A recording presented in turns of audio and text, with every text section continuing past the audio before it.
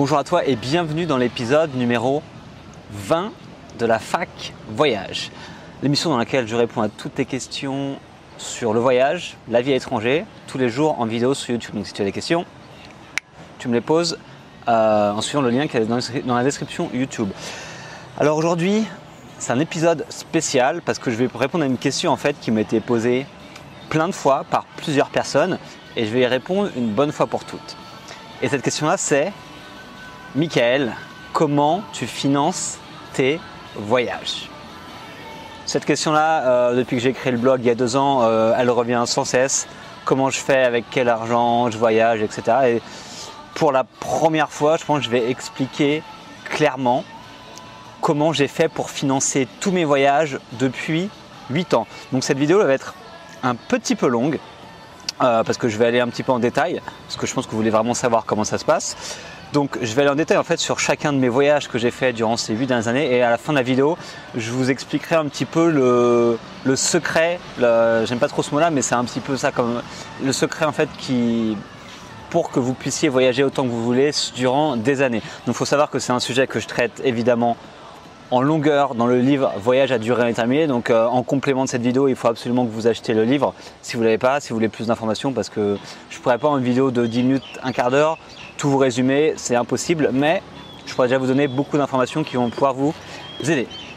Alors, on va revenir en arrière. Comment je finance mes voyages? Premier voyage, 2008, je pars en Erasmus à Bratislava en Slovaquie. Je pars pendant 5 mois.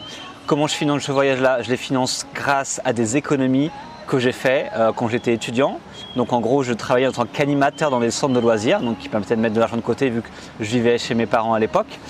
Plus les bourses, donc j'avais une bourse Erasmus et bourse sur critères sociaux. Donc mes économies plus les bourses m'ont permis de vivre à Bratislava pendant 5 mois. En sachant qu'en étant là-bas, j'étais logé pas cher parce qu'on était en résidence étudiante, donc je crois que je payais 80 € par mois de logement. Vraiment pas cher, et surtout j'ai pu pas mal voyager en Europe de l'Est, que ce soit en Hongrie, en Pologne, en Autriche, République tchèque, Roumanie, etc. Donc ça c'était vraiment sympa. Et c'est comme ça que j'ai financé ce premier voyage-là. Ensuite, deuxième voyage que j'ai fait donc pendant 6 mois au Canada et aux États-Unis. Là, donc, je suis parti 6 mois en tout. Comment j'ai financé ce voyage-là? C'est assez simple en fait. Entre mon Erasmus et le départ du voyage, en fait, j'avais travaillé en télémarketing. Donc en fait, j'ai appelé des gens pour leur vendre des trucs. Ce qui m'a permis en fait, d'économiser un petit peu d'argent pour les premières semaines de mon voyage au Canada. Et comme j'avais un PVT, en fait, une fois que je suis arrivé sur place, j'ai travaillé, j'ai fait des petits boulots sur place pour pouvoir subvenir à mes besoins, pour pouvoir mettre de l'argent de côté. Donc en gros, j'ai travaillé en tant que serveur, j'ai travaillé dans du télémarketing au téléphone, j'ai travaillé en tant que prof de français et j'ai surtout travaillé dans un hôtel en tant que voiturier et portier. Et donc en gros, pendant ce travail, en fait, ils payaient vraiment bien.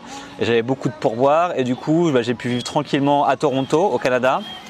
Et j'ai pu mettre de l'argent de côté chaque mois pour me payer un voyage d'1 mois aux États-Unis, tout frais payé grâce à mon travail que j'ai fait au Canada. Ensuite, je suis revenu en France, donc je me suis trouvé un CDI en France. J'ai travaillé dans une boîte sur du marketing online pendant 1 an. Donc du coup, pendant 1 an, j'ai pu mettre un petit peu d'argent de côté. Et ensuite, j'ai quitté ce CDI pour créer mon entreprise qui s'appelle etudeinfo.com à l'époque. Donc ça, c'était en 2011. C'était il y a 5 ans. Du coup, j'ai quitté ce CDI, j'ai commencé à travailler sur cette entreprise-là. Et au bout de quelques mois, en fait, j'ai quitté Paris, là où j'avais lancé l'entreprise, pour aller vivre en Espagne. Donc j'ai vécu en Espagne pendant 6 mois. Là-bas, comment j'ai financé ce voyage-là? Financé avec mes économies que j'ai fait quand j'étais sur Paris et que je travaillais, que j'avais mon CDI, plus les débuts de mes revenus en fait avec cette entreprise. Donc cette entreprise, c'était, on avait créé avec un partenaire, donc avec mon cousin pour être exact, Rémi. On avait créé une entreprise, en fait, un site internet qui aidait les étudiants à s'orienter après le bac. Et donc du coup, cette entreprise, ça faisait maintenant 6 mois qu'elle a été créée, entre 3 et 6 mois, et donc du coup, elle commençait déjà à générer des revenus et me permettait en partie de pouvoir voyager en plus de mes économies. Ensuite, après l'Espagne, je suis parti voyager pendant 6 mois aux Philippines, qui a été vraiment mon premier voyage en mode backpacker en Asie. Donc ça, c'était vraiment sympa. Ce voyage a été entièrement financé grâce aux revenus de mon entreprise.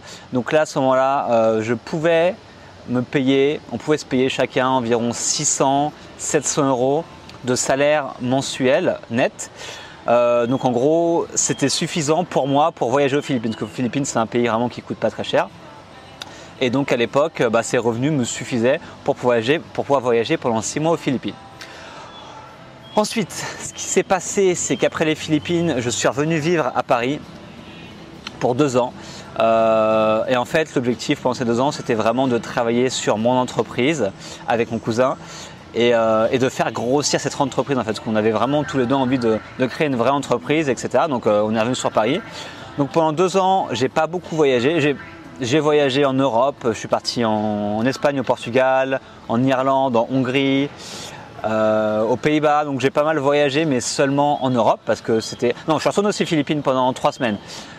Mais du coup, c'est toujours sur des voyages, soit des voyages de courte durée, ou les Philippines, 3 semaines, c'était vraiment le plus gros voyage que j'ai fait durant ces 2 ans-là. Donc les petits voyages que j'ai fait, c'était financé grâce à mon activité, du coup que j'aurais assez d'argent en tout cas pour vivre sur Paris et pour faire des petits voyages comme ça. En sachant que durant ces 2 ans, en fait, on se payait très peu, on se payait l'équivalent d'un SMIC mensuel par mois. Donc durant ces 2 ans, en fait, je ne pouvais pas mettre d'argent de côté. Donc c'était travail à fond, et je ne pouvais pas mettre d'argent de côté parce que je vivais sur Paris et le coût de vie sur Paris est assez élevé. Donc c'était pas super simple, je dirais, de vivre sur Paris en étant une entreprise. C'était pas mal de boulot et pas trop de revenus, mais bon, c'était quelque chose qu'on voulait faire, donc on a continué à fond là-dedans. Et donc il faut savoir qu'au bout de 3 ans et demi d'existence, cette entreprise, on l'a revendue, donc c'était en septembre 2015.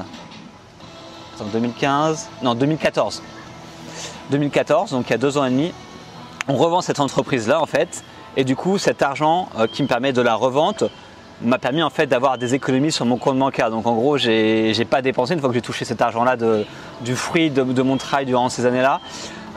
J'ai mis sur un compte bancaire et du coup, j'ai pas touché et j'ai décidé de repartir en voyage en utilisant une partie de mes économies. Donc à partir de là, en fait, j'ai fait un tour du monde d'1 an, donc qui est passé par l'Asie, donc l'Indonésie principalement, un peu la Malaisie, et ensuite je suis allé en Californie, et après j'ai passé 9 mois en Amérique du Sud, dans Colombie, Équateur, Brésil, Pérou, etc. Et du coup, ces 1 an de tour du monde ont été entièrement financés par les économies que j'avais sur mon compte en banque et donc la revente de cette entreprise-là. Ensuite, en 2016, donc j'ai vécu 5 mois en Espagne, 6 mois en Roumanie. Là, on va dire ces voyages ont été financés en partie par les économies, toujours de cette revente d'entreprise. Donc, je vais te dire, c'était financé peut-être à 70% par les revenus de l'entreprise, de la revente d'entreprise, et les débuts en fait des revenus de mon activité, donc avec traverser la frontière, donc que ce soit les revenus de mes livres ou les revenus de la publicité avec le blog. Donc je commençais à gagner de l'argent en 2016, donc qui m'a permis de pouvoir doucement, on va dire, dépenser moins dans mes économies, en sachant qu'en Espagne je vivais avec 800 € par mois et en Roumanie je vivais avec 600 € par mois. Donc j'avais Barcelone, je dis 800, mais des fois ça montait à 1000, entre 800 et 1000. Parce qu'il y avait quand même des coûts, c'est une ville qui n'est pas si peu chère que ça. Mais en Roumanie, je vivais avec 600 € par mois. Et donc là, je commençais à avoir des revenus de mon activité, plus mes économies en majorité. Actuellement, je suis au Vietnam, ça fait quasiment 3 mois que je suis au Vietnam et que je suis en Asie. Et maintenant, je vis toujours un petit peu de mes économies, mais j'ai de nouvelles sources de revenus. Donc maintenant, je vis en partie grâce aux revenus des livres que j'écris. Donc j'ai écrit 2 livres. Pourquoi voyager seul et voyage à durée indéterminée. Donc je gagne des revenus avec ces livres-là. Je gagne des revenus avec mon blog parce que grâce à l'affiliation et la publicité. Et je fais aussi en ce moment des missions en rédaction web. Donc je suis freelance. Et donc en gros, j'écris des articles et je suis rémunéré pour payer des articles. Et donc ces différentes activités me permettent d'avoir des revenus presque suffisants pour pouvoir vivre ici. Donc au Vietnam, là, je dépense entre 600 et 800 € par mois. En vivant bien, là que je vis actuellement à Da Nang et je vis très bien, j'ai un appartement, etc. Mais je dépense entre 600 et 800 € et c'est quasiment financé par tous mes revenus de mon activité de blogueur voyageur, d'écriture de livres, etc. Donc voilà un petit peu pour la globalité et pour chaque voyage. Donc là on va passer à la deuxième partie de la vidéo où je vais vous donner des remarques, des détails sur comment j'ai fait ça, l'état d'esprit à avoir et ce fameux secret pour vous dire comment vous aussi vous pouvez voyager durant des années si vous voulez. Hop, j'ai redémarré la caméra, je me prends un petit coup de... Ça c'est un smoothie mango, fruit de la passion, 1 €. C'est vraiment pas mal. Donc les petites remarques concernant tout ce que je vous ai dit sur le financement de tous mes voyages. Faut savoir que mon parcours en fait il est assez classique parce qu'au début je travaillais en France, j'avais des économies, je les dépensais après en voyage. Après j'étais en PVT, du coup je faisais des petits boulots qui me permettent de financer mes voyages. Donc des trucs que tout le monde peut faire si vous voulez, donc il n'y a rien d'exceptionnel là-dedans. Et après, j'ai découvert en fait qu'on pouvait gagner de l'argent sur Internet et qu'on pouvait avoir des activités sur Internet. Et c'est à partir de là que je me suis formé énormément pour pouvoir développer une activité, pour avoir des revenus sur Internet. Donc ça, c'est le chemin que j'ai pris. Après, tout le monde peut prendre les chemins qu'ils veulent. Mais mon parcours au début, il était vraiment assez classique et tout le monde peut faire ce que j'ai fait au début. Il y a pas mal de gens qui se demandent du coup comment je fais pour écrire des livres, comment je fais pour avoir un blog, etc. Et il faut savoir que je suis parti de zéro. C'est-à-dire que au début, je n'y connaissais strictement rien en blog, en revenus sur Internet, en marketing, en écriture de livres, j'y connaissais strictement rien. Et en fait, je me suis juste formé au fur et à mesure. J'ai appris, j'ai pratiqué et voilà, au fur et à mesure, j'ai acquis des compétences qui me permettent maintenant plus ou moins de vivre où est-ce que je veux avec mes revenus sur Internet. Donc ça, faut vraiment l'avoir en compte, c'est que vous pouvez apprendre tout ce que vous voulez et c'est juste une question de travail, de motivation et de temps. Donc c'est vous qui décidez de ce que vous voulez faire en fait. Mais si vous voulez arriver là où j'en suis actuellement, faut vous dire que moi j'ai mis 8 ans pour arriver là où j'en suis actuellement, pour avoir toute la démarche, l'état d'esprit pour arriver à là et toutes les heures de travail que j'ai passé dessus. Mais en soi, je n'ai rien fait d'exceptionnel. Et tout ce que j'ai fait, vous pouvez le faire sans souci. Et je connais plein de personnes que j'interviewe dans le podcast ou que je rencontre et qui font des trucs encore beaucoup plus grands que moi, qui gagnent beaucoup plus d'argent, qui voyagent beaucoup plus. Mais bon, après chacun son style de voyage et son style de vie. Une troisième remarque vraiment importante, c'est qu'en fait, je dépense peu d'argent. C'est-à-dire que là, vous me regardez, je suis quasiment sûr que vous avez un salaire plus élevé que moi et que vous avez des revenus plus élevés que moi. Pour la majorité d'entre vous qui me regardez. Vous allez, si vous êtes travaillé en France et vous travaillez en plein temps en SMIC, vous touchez probablement 1 200 € net par mois. C'est-à-dire que c'est déjà plus que moi ce que je gagne chaque mois. Mais ce qui va changer, c'est que moi je dépense très peu. Depuis des années, en fait, je privilégie des pays où le coût de la vie est plutôt bas. Donc voilà, comme je vous l'ai dit, j'ai vécu en Roumanie, j'ai voyagé aux Philippines, là je suis au Vietnam. C'est des pays où le coût de la vie est très bas, donc je dépense assez peu d'argent. Et c'est pas dû au hasard, c'est parce que moi je gagne pas assez d'argent pour vivre dans des pays où le coût de la vie est très élevé. Donc je privilégie des pays où le coût de la vie est assez bas. Il faut savoir que voilà, moi j'ai pas de maison, j'ai pas de crédit, j'ai pas de voiture. Tout ce que j'ai avec moi, ça tient dans un sac à dos. C'est-à-dire que mes trucs les plus chers, ça va être ma GoPro avec lequel je filme, mon appareil photo, mon ordinateur portable. Mais en soi, je m'achète pas des vêtements tous les jours, je m'achète pas de nouvelles chaussures tous les jours, je m'achète pas un téléphone tous les 6 mois. Enfin, tu vois, je dépense vraiment assez peu d'argent et je vis dans des pays où le coût de la vie est très bas. Donc, ce qui me permet en fait de vivre avec peu d'argent. Franchement, là, je suis au Vietnam, ce mois-ci en février. Je vais probablement dépenser 700 € en vivant très bien, en allant au resto tous les jours, etc. Donc c'est une question de style de vie en fait, c'est une question de choix. Il faut définir ce que vous souhaitez faire, où est-ce que vous voulez vivre, comment vous voulez vivre, et ensuite mettre les actions derrière pour pouvoir le faire. Moi, c'est ce style de vie-là que j'ai choisi. Ça ne conviendra pas à tout le monde, c'est sûr, mais c'est comme ça que moi je finance mes voyages et que je peux vivre autant. C'est vraiment en dépensant peu et puis en essayant de générer des revenus sur Internet. Je crois que c'est à peu près tout sur le financement des voyages. Après, effectivement, le fameux secret que je voulais vous dire et que je voulais vous donner, parce qu'il faut vraiment que vous compreniez ça, c'est qu'il n'y a aucune pilule magique. Pour voyager, il faut travailler. Enfin, pour voyager, il faut de l'argent et pour avoir de l'argent, il faut travailler. Il n'y a pas de pilule magique. Moi, ça fait 8 ans que je travaille. Enfin, je veux dire, là, ça peut être con à dire, mais tourner cette vidéo, c'est du travail. C'est un travail qui est différent. Je ne suis pas derrière un bureau ou je ne suis pas en train de travailler dans le bâtiment. Enfin, c'est un travail comme un autre. C'est un travail que j'ai choisi et que je fais. Mais en gros, voyager, il faut de l'argent et pour avoir de l'argent, il faut travailler. Il y a zéro secret, il n'y a pas de pilule magique. Donc, si vous voulez voyager, il faut travailler et gagner de l'argent. C'est ce que je fais depuis des années Et les gens qui demandent comment tu fais, je travaille et je gagne de l'argent et après je peux voyager et je peux financer ce style de vie. C'est vraiment aussi simple que ça. Après, si vous voulez faire comme moi, donc c'est-à-dire partir en voyage à durée indéterminée et voyager durant des années, le secret en fait c'est de travailler en voyageant. Que ce soit de travailler sur des petits boulots, donc des petits boulots il y en a plein, vous pouvez être serveur, vous pouvez être… je détaille en fait, le truc c'est que dans le livre je détaille tous les boulots que vous pouvez faire. Vous pouvez faire donc des petits boulots, vous pouvez aussi être indépendant, créer votre propre activité.